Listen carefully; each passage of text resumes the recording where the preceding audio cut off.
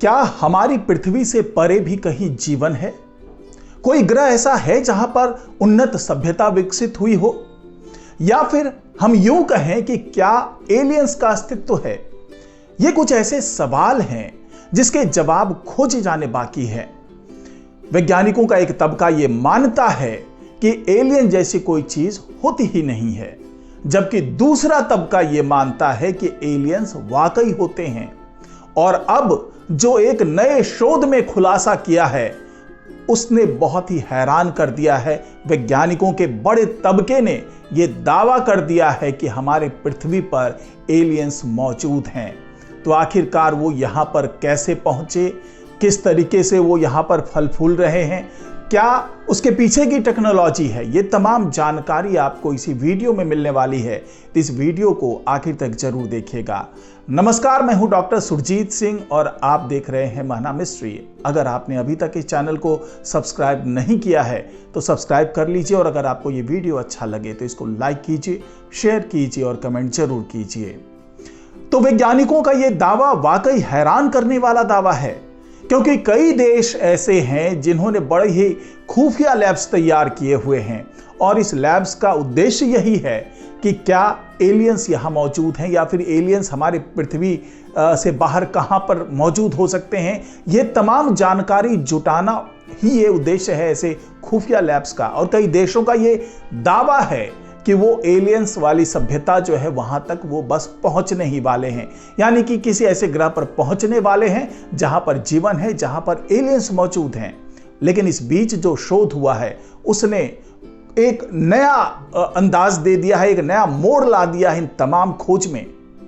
अब एक नया शोध जो हुआ है जिसके बारे में मैं आपको बताना चाह रहा हूं वो यही है कि इस शोध से जुड़े वैज्ञानिकों ने यह दावा किया है कि इंसानों को भी धरती पर एलियंस ने ही भेजा होगा। यानी कि जो इंसान हमारी धरती पर मौजूद हैं, हम और आप मौजूद हैं, हम भी किसी न किसी तरीके से उन्हीं एलियंस की संतान हैं। तो आखिरकार इतना बड़ा दावा करने के पीछे क्या आधार है उसके बारे में चलिए थोड़ा समझ लेते हैं। वैज्ञानिकों की सोच के पीछे का जो आधार है वो है हमारा डीएनए। हमारे डीएनए की बनावट इतनी जटिल है और हम इतनी जल्दी धरती की बाकी स्पीशीज से आगे निकल आए, यही बात इस सोच को आगे बढ़ाती है कि हम इस धरती के नहीं हैं, हम कहीं बाहर से आए हुए एक एलियंस हैं। साइंस में इसे डायरेक्टेड पैनस्पर्मिया कहते हैं, यानी हमसे उन्नत सभ्यता का जानबूझकर हमें धरती पर भेजना। इस थ्योरी पर एक लेटेस्ट रिपोर्ट मार्च 2025 में एक्टा एस्ट्रोनॉटिका जर्नल में छपी है। इसमें वैज्ञानिकों ने डायरेक्टेड पैनस्पर्मिया पर बात करते हुए यह संभावना जताई कि शायद हम एलियन से जुड़े हुए हैं। साथ ही इस पर भी बात हुई कि क्या हम भी उसी रास्ते पर चल सकते हैं। डायरेक्टेड पैनस्पर्मिया ये वो विचार है जिसे सबसे पहले 1973 में नोबेल विजेता फ्रांसिस क्रिक और उसके साथी लेस्ली ऑर्गेल ने दिया। उन्होंने संभावना जताई थी कि कोई एडवांस सभ्यता या स्पीशीज जानबूझकर जीवन के बीज को यूनिवर्स में फैला रही है। यह किसी प्रयोग के लिए भी हो सकता है या फिर इसलिए कि स्पीशीज बनी रहे। इस सोच के साथ कोई पक्का दावा नहीं, लेकिन काफी सारे एक्सपर्ट्स इसे गंभीरता से लेते रहे। साइंस में डायरेक्टेड पैनस्पर्मिया का मतलब है जीवन के बीज यानी माइक्रोब्स, जरूरी केमिकल्स और डीएनए को किसी और ग्रह से जानबूझकर धरती पर भेजा गया हो। ये एक सोची समझी योजना हो सकती है, ठीक वैसे ही जैसे आज हम मंगल ग्रह पर लाइफ सपोर्ट सिस्टम भेज रहे हैं ताकि वहां जीवन की शुरुआत हो सके, और हो सकता है कि आने वाले समय में दूसरे प्लैनेट्स पर कॉलोनी बसाने की योजना महज एक दोहराव हो।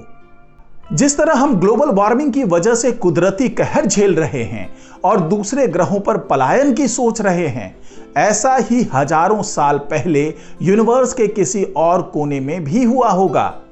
हमसे बेहद एडवांस किसी सभ्यता ने सब कुछ तो पा लिया होगा, लेकिन अपने ग्रह या तारे के मरने को नहीं बचा पा रहे होंगे।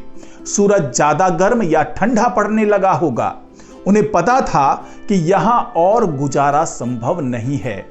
ऐसे में वहां के वैज्ञानिकों ने एक योजना बनाकर कुछ खास कैप्सूल बनाए होंगे जो हर हाल में टिक जाए। उसमें माइक्रोब्स, एमिनो एसिड जैसे केमिकल और डीएनए जैसी चीजें रखी गई होगी। ये सब स्लिप मोड में होगा ताकि वो लाखों सालों तक बिना एनर्जी के रह सके। तकनीक की मदद से ये स्पेस में अलग अलग दिशाओं में भेज दिए गए होंगे। इन्हीं में से एक कैप्सूल अनुकूल हालात पाकर धरती पर टिक गया होगा। वक्त के साथ माइक्रोब्स एक्टिव हुए होंगे और सिंगल मॉलिक्यूल से होते हुए इंसानों में बदल गए होंगे। वैज्ञानिकों ने बताया कि इंसानों में कुछ चीजें बाकी किसी भी स्पीशीज से अलग है, जैसे सोचने की ताकत, कला और भाषा। वैज्ञानिकों को आज भी इंसानी डीएनए में ऐसे जंग सीक्वेंस मिलते हैं जिनका कोई सीधा साफ इस्तेमाल नहीं दिखता। हो सकता है ये पुराने संदेश हों, कोई कोड जो फ्यूचर के लिए छोड़ा गया हो। यहां बता दूं कि डीएनए में जंग सीक्वेंस का मतलब वो हिस्से हैं जो प्रोटीन नहीं बनाते, यानी जिनका कोई काम अब तक हमें पता नहीं लगा है। पहले वैज्ञानिकों को यह लगता था कि ये सारे जो जंग सीक्वेंस है ये बेकार हैं, इसलिए इन्हें जंग कह दिया गया। लेकिन अब माना जा रहा है कि इनमें से कई हिस्सों का कुछ न कुछ काम जरूर होगा, बस हमें अभी पूरी जानकारी नहीं है। फ्रांसिस क्रिक, जिन्होंने डीएनए खोजा, वो खुद मानते थे कि जीवन शायद किसी और जगह से आया हो। उल्का पिंडों और धूमकेतुओं में डीएनए के पार्ट्स मिल चुके हैं, लेकिन इसी बात से यह पक्का नहीं हो जाता कि इंसान एलियंस की संतानें हैं। बाकी किसी भी प्रजाति की तुलना में इंसानों के शिशु जन्म लेते ही चल फिर नहीं पाते, ना ही खा पाते हैं। वे लंबे समय तक निर्भर रहते हैं, यहां तक कि वे चल फिर भी नहीं पाते। इरेक्ट वॉकिंग एक अलग ही चीज है जो पशुओं में नहीं, यानी शिशु जन्म पहले ले लेता है और विकास बाद में होता है। पैनस्पर्मिया के सपोर्टर मानते हैं कि इंसानी शरीर धरती के माहौल और ग्रेविटी के अनुकूल नहीं है और जन्म के समय संघर्ष इस बात का संकेत है कि हम धरती के लिए मूल रूप से नहीं बने हैं। हम बहुत धूप नहीं सह पाते, जबकि ज्यादातर पशु पक्षियों को इससे कोई परेशानी नहीं होती। 50 के दशक से आ रही रिपोर्ट्स में कई लोगों ने दावा किया कि उन्हें एलियंस ने अगवा कर लिया और कोई प्रयोग करके छोड़ दिया। डॉक्टर डेविड जैकब्स ने अपनी किताब द ग्रेट में इस बारे में डिटेल में लिखा है। उनके मुताबिक एलियंस इंसानों के साथ मिलकर एक हाइब्रिड बना रहे हों जो दोनों की खूबियां रखते हो। मेन स्ट्रीम साइंस में इस थ्योरीज का कोई जवाब नहीं। हालांकि साइंटिस्ट मानते हैं कि डीएनए का हाइब्रिडाइजेशन मुमकिन है, यानी कि इसका हाइब्रिड बन सकता है।